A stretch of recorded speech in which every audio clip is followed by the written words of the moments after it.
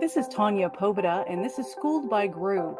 This month's episode is all about representation in board game artwork and in the player community.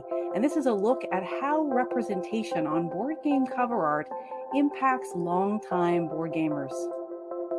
This is Schooled by Gru, an exclusive series for Our Family Plays Games Voices, where I do a deep dive into my PhD dissertation research and share with you the findings before the rest of the world sees it, exclusively on Our Family Plays Games. In this month's episode, we're going to be looking at what people are looking for in support of board game representation. And this was me conducting my PhD research and asking questions of board game enthusiasts centered on representation issues in board gaming. I conducted a visual analysis of the top 200 Board Game Geek ranked games, counting nearly 2,000 figures, which included human representation as well as any fauna, and that included fictional creatures as well. And what I discovered was you're more likely to see an alien, an orc, an ogre, a creature that does not exist, than you are to see an image of a human woman. One really troubling finding in my research was on those top 200 ranked Board Game Geek games, you're more likely to see an image of a bird than you are the image of a Black, Indigenous, or person of color woman on these covers. I conducted a survey in late 2020 of 320 avid board game participants who board game on a self-reported basis 70.7% of the time, at least once a week. And these avid board gamers weighed in on issues of representation. What was also really interesting about the participants of my PhD dissertation survey is many of them, the majority of my sample, had been board gaming for over 11 years or more. What was also really great about my PhD dissertation survey is I intentionally recruited for diversity of my sample, and I wanted to make sure I was hearing from the voices of women, LGBTQ+, non-binary participants, trans women, trans men, agender individuals. I wanted a diversity of gender identities as well as racial identities to fill out the survey.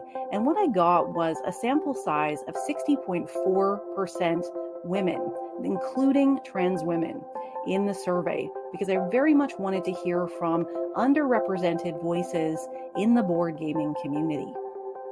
The other wonderful thing about the online survey is I had terrific representation and participation from LGBTQ+ gamers who were really, really invested both in the hobby and in the industry, and they represented just over half of my sample.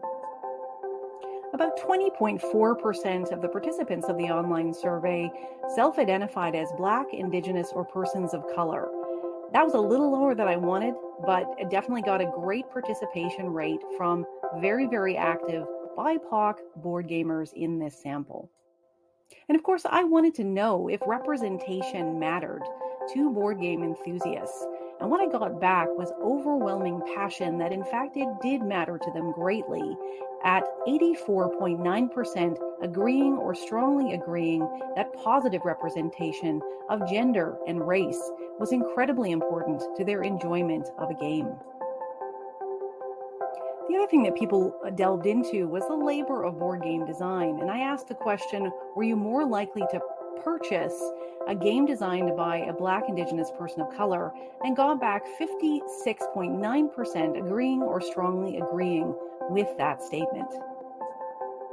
And in the survey, I got comments as well, people writing in saying things like this, where gender representation, they argued, is getting a little bit better, but racial representation is lagging far behind. I also got comments like this one talking about Asian representation on board games and how it's woefully limited. I also got a lot of comments like this one, where white board gamers are saying we don't need to see more white representation on board game artwork. And in fact, they weren't looking for that at all. They wanted new experiences, different stories told. This is my second episode of Schooled by Gru for Our Family Plays Games Voices, and this is a deep dive into what board gamers, enthusiastic board gamers, are looking for from publishers in support of representation in gaming and gaming labor.